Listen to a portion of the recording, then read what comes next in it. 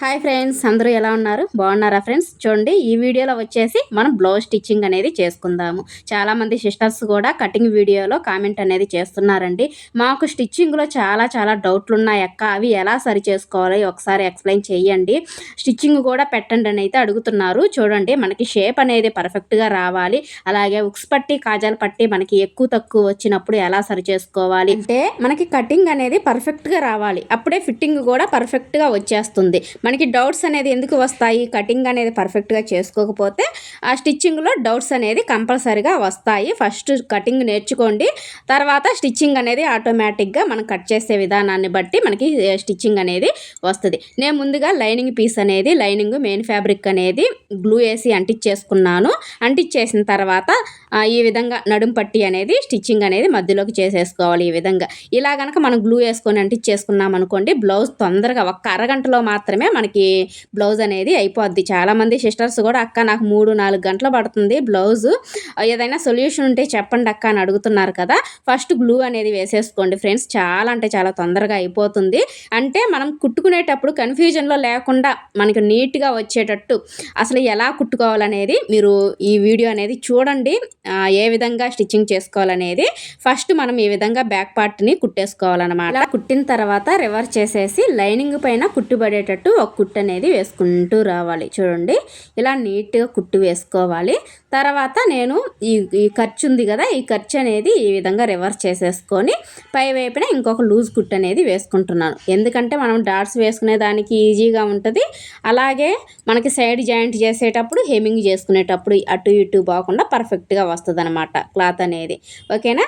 ఈ విధంగా మనం ఆల్రెడీ కట్ చేసేటప్పుడే బ్యాక్ డాట్స్ అనేది మార్కింగ్ ఇచ్చాం కదా, అదే మార్కింగ్ని ఈ విధంగా 1/2 ఇంచు మందంలో చూడండి, స్టార్టింగ్లో రఫ్ ఇవ్వాలి, లాస్ట్లో కూడా రఫ్ ఇవ్వాలి. ఓకేనా? ఈ విధంగా. తర్వాత మీకు తొందరగా అయిపోవట్లేదు అని అంటున్నారు కదా, మనం బ్యాక్ డాట్స్ అనేది కట్ చేసేటప్పుడే మెయిన్ డాట్స్ ఈ విధంగా మనం గీసుకున్నాం అనుకోండి, చాలా తొందరగా అయిపోతుంది. తర్వాత బ్యాక్ పార్ట్ అయిపోయింది కదా, ఇప్పుడు ఫ్రంట్ పార్ట్ తీసుకోండి.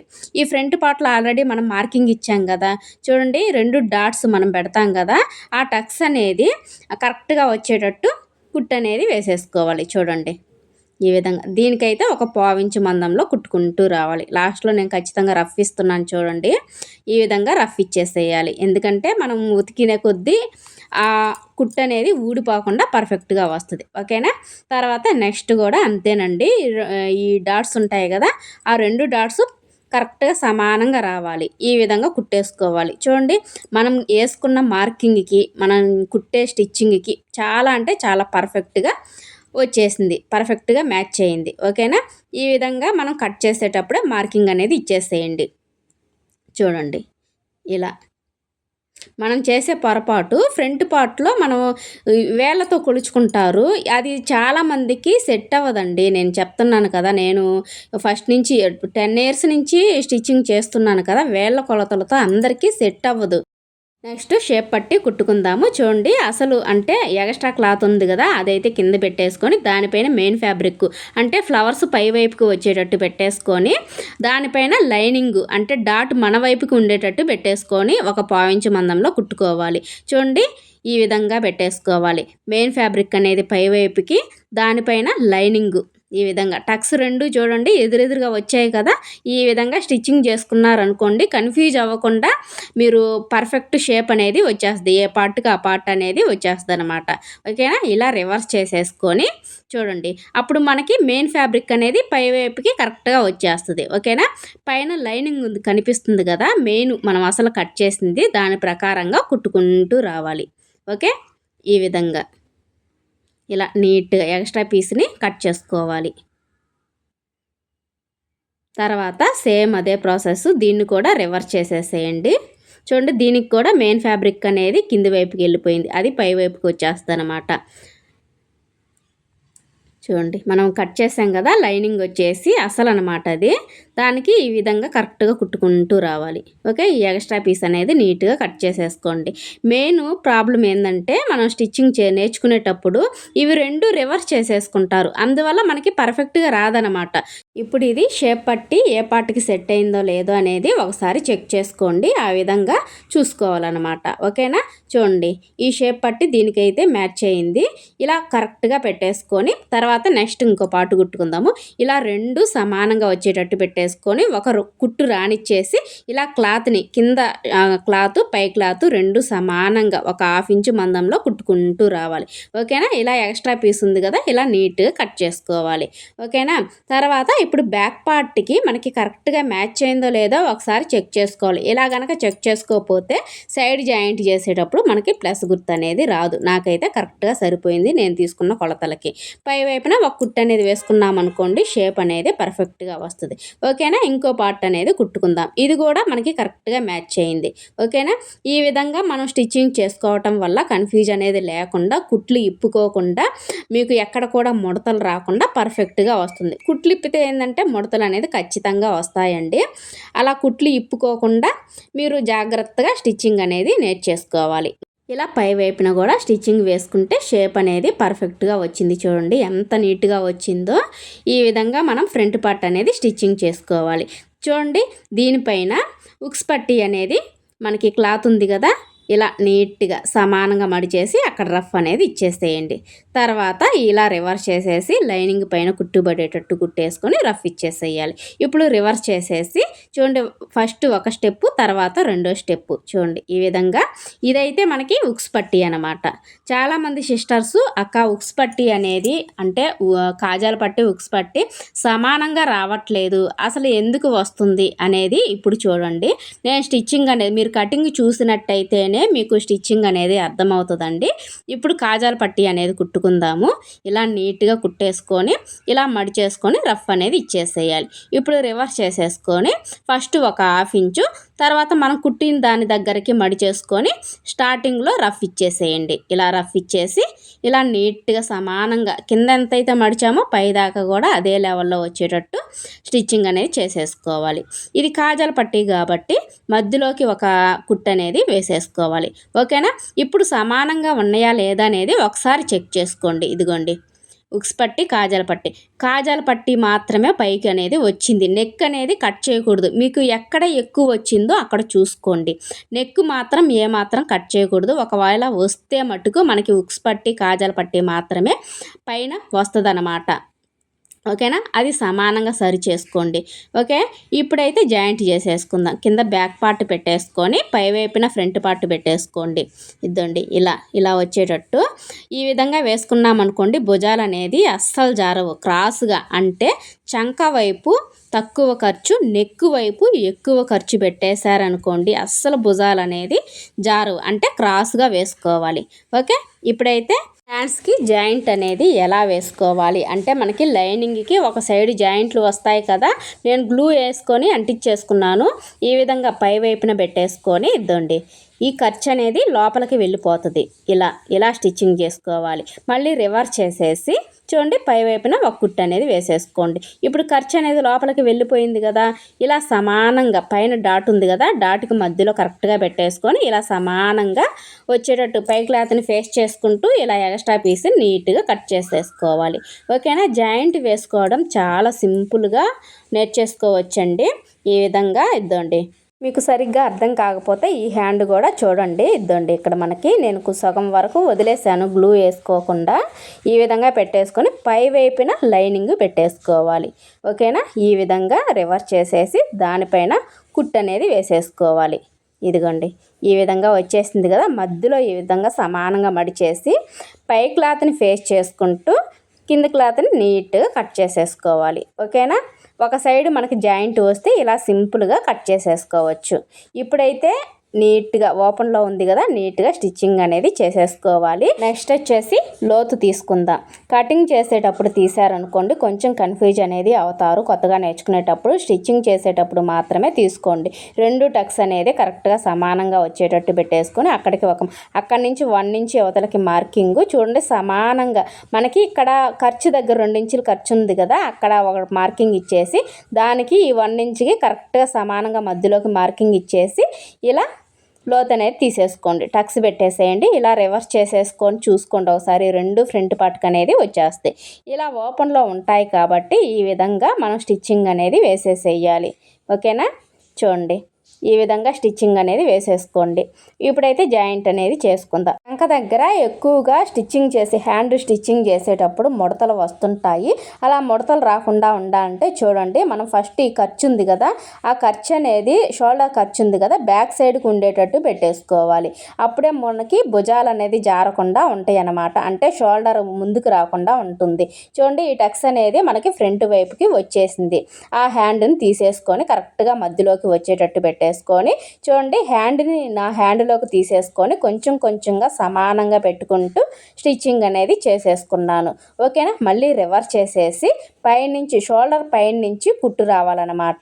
చూడండి నా హ్యాండ్లోకి తీసేసుకున్నాను కదా, కొంచెం కొంచెంగా వదులుకుంటూ సమానంగా స్టిచ్చింగ్ అనేది చేసుకుంటూ రావాలి.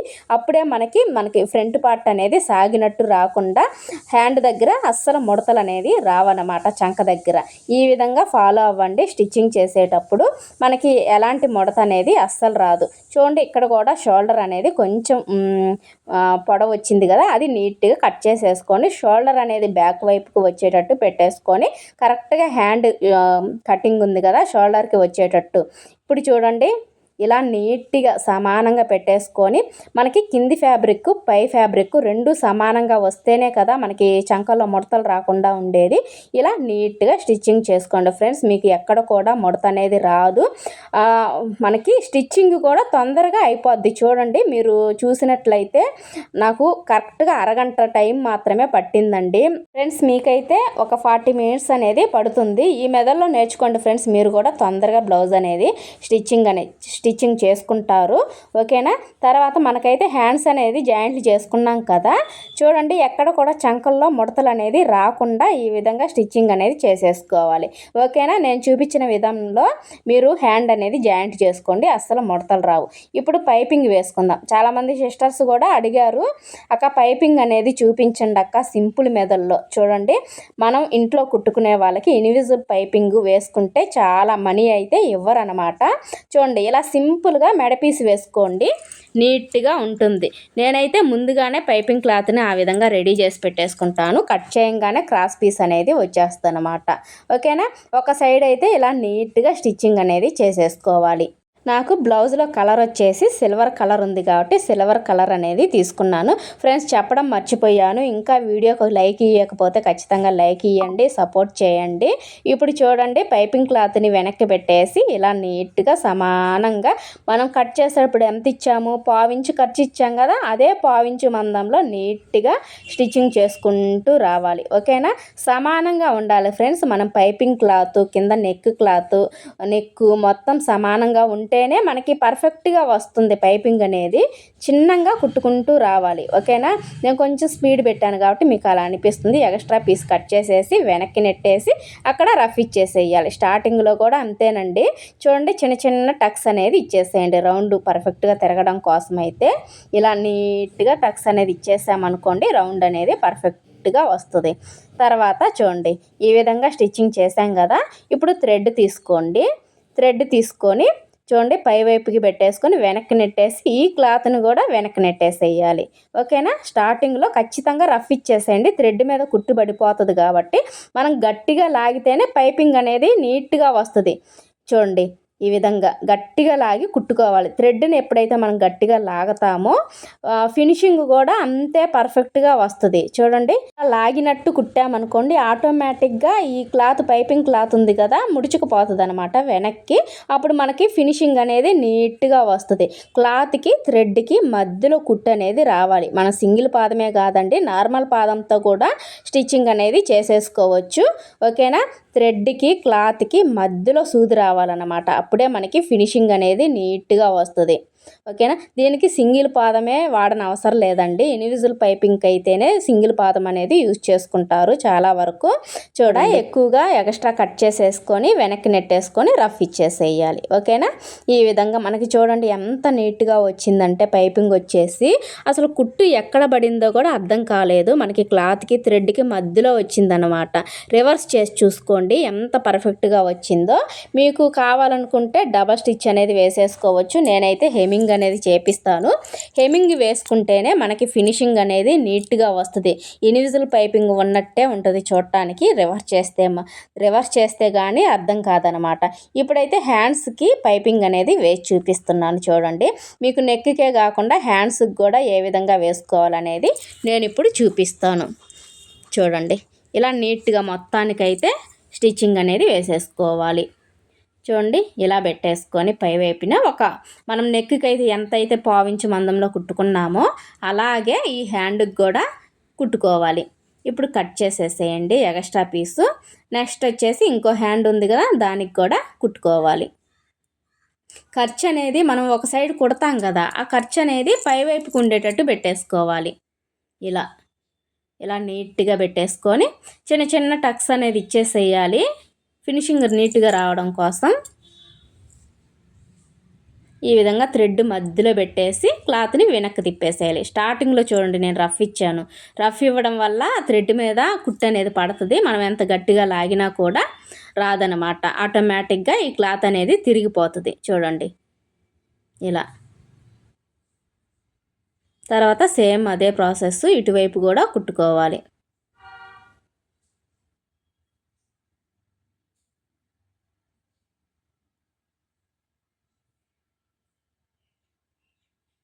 క్లాత్కి థ్రెడ్కి మధ్యలో సూది రావాలండి. అప్పుడే ఫినిషింగ్ అనేది నీట్గా వస్తుంది.